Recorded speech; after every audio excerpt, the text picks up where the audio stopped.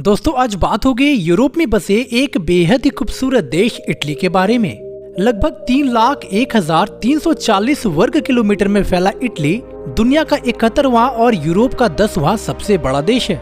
Italy अपनी सीमाओं को France, Austria, Switzerland, Slovenia, San Marino और वेटिकन सिटी जैसे खूबसूरत देशों के साथ साझा करता है।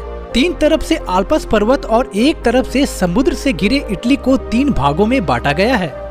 पहला उत्तरी इटली, दूसरा मध्य इटली और तीसरा दक्षिणी इटली। वैसे कहा जाए तो इटली देश का जन्म लगभग 2500 साल पहले रोमन साम्राज्य के रूप में हुआ था, लेकिन आधुनिक इटली का उदय सन 1861 में एक राज्य के रूप में हुआ, जो आगे चलकर सन 1946 में एक लोकतंत्र में परिवर्तित हो गया। दोस्तों, इटली की राजधानी रोम दुनिया की सबसे प्राचीनतम शहरों में से एक है।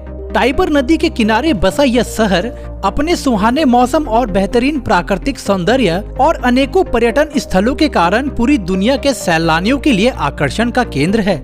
दोस्तों, इटली की जनसंख्या तकरीबन 6 करोड़ के आसपास है, जो आबादी के लिहाज से दुनिया का 25वां और पूरे यूरोप का 5वां बड़ा देश है। यहाँ का कॉलिंग कोड +39 है और बाकी यूरोपियन देशों की तरह यहाँ के लोग दाईं ओर गाड़ी चलाते हैं। दोस्तों, पॉपुलेशन डेंसिटी की बात की जाए तो 206 लोग आपको पर स्क्वायर किलोमीटर में नजर आएंगे।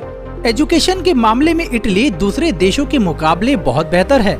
2018 में की गई एक सर्वे के मुताबिक इटली की लिटरेसी रेट 99.16% है। दोस्तों, इटली में चलने वाली करेंसी को यूरो कहा जाता है, जो कि भारतीय मुद्रा की तुलना में लगभग 84 गुना ज्यादा मजबूत है। यानी 1 यूरो भारत के 84 रुपए के बराबर है। इटली एक बहुत ही अमीर और एडवांस देश है और इकोनॉमी के मामले में इटली पूरी दुनिया में 8वें नंबर पर आता है। क्या आप जानते हैं, इटली को दुनिया के सबसे विकसित देशों में से एक माना जाता है। यहाँ के लोग अपने देश को दिल से रिस्पेक्ट करते हैं और वो देश की छोटी से लेकर बड़ी हर रूल्स को फॉलो करते हैं। ऐसा कहा जाता है कि इस देश में अगर आप किसी भी जानवर को पालते हैं तो आपको उसका पूरा ख्याल रखना होगा। जी हाँ, अगर आपने इस नियम का पालन नहीं किया तो आपके खिलाफ कड़े कदम उठाए जाएंगे। शायद आपको जानकर हैरानी होगी, यह देश इतना विकसित होने के बावजूद भी यहाँ के 70% लोग इंटरनेट का यूज नहीं करते हैं। दोस्तों, भाषा की बात की जाए तो इटली का ऑफिशियल लैंग्वेज इटालियन है, जो यहाँ सबसे ज्यादा बोली जाती है।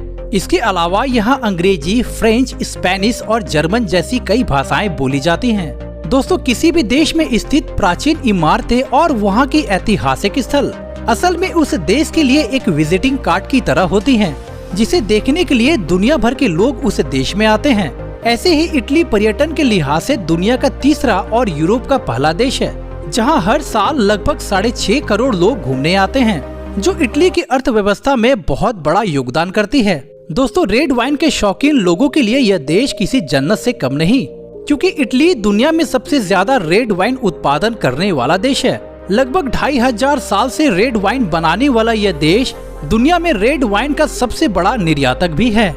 यहाँ काले अंगूर से बनी रेड वाइन पूरी दुनिया भर में फेमस है। दोस्तों, पूरे यूरोप में इटली ही एक ऐसा देश है जहाँ सबसे ज्यादा भूकंप होते हैं। बस इतना ही नहीं, यूरोप में सबसे ज्यादा ज्वालामुखी भी इटली में ही है।